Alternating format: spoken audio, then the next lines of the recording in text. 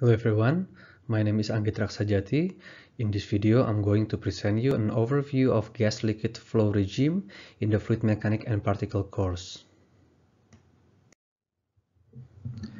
The behavior of gas-liquid multiphase flow depends on each phase flow profile through a channel. Each phase will fill in each channel. This phenomena occurs on the fact that these two phases are insoluble to each other. In real operation condition, those patterns are really complex and hard to be visualized. These flow patterns are simplified into 7 types. So please look at this column for types in vertical channel and this column for horizontal channel. For vertical channel, there are 5 regimes known depending on the gas phase velocity relative to the liquid phase velocity. For horizontal channel, there are 7 regimes known. From number 1 to number 7, the gas phase velocity increases. So for number 1, it is at very low gas phase velocity, dominantly for liquid. We will find a bubbly regime up until a very high gas phase where it is almost like a single phase gas velocity flow profile. It will be like an annular regime for a vertical channel. This figure shows you the illustration of 5 regimes in the vertical flow, starting from the bubbly, where the gas velocity is the smallest, to the annular flow, where the gas velocity is the highest.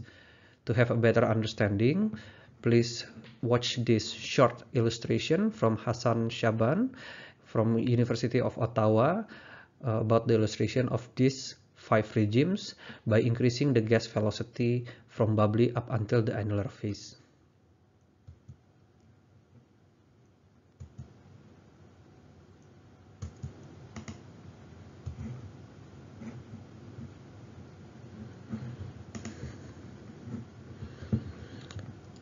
So again, the bubbly flow almost behaves like a liquid flow, whereas the annular flow behaves like a gas flow.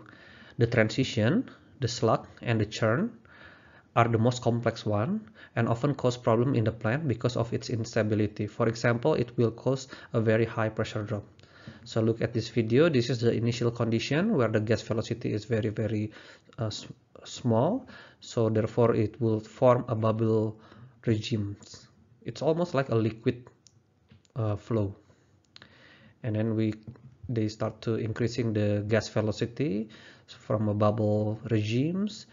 By increasing, now the bubble becomes bigger, but it's still homogeneous. But a bigger bubble. And the gas flow keeps increasing. Then we start to find a slug form. You can find a slug.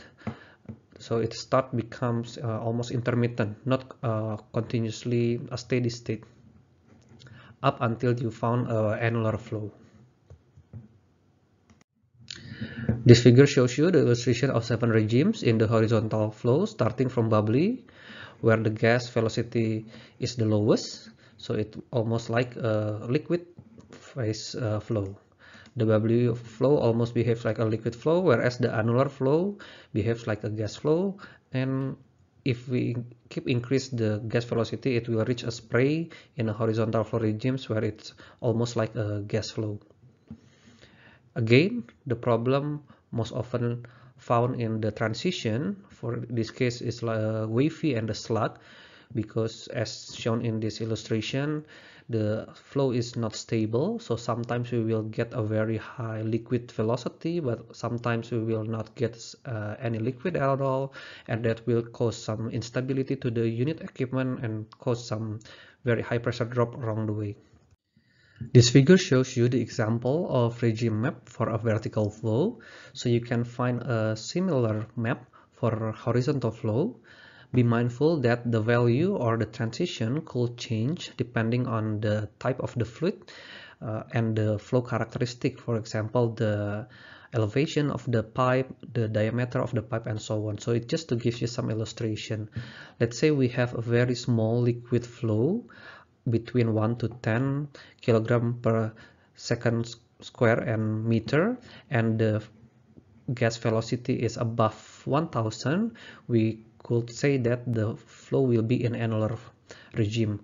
In contrast, where the liquid velocity is high, above 100,000, but the gas velocity is small, we can be very sure that it will be in bubble flow, and it will certainly close to a single phase liquid flow. So again, the transition, the churn and the slug will be the most problematic one.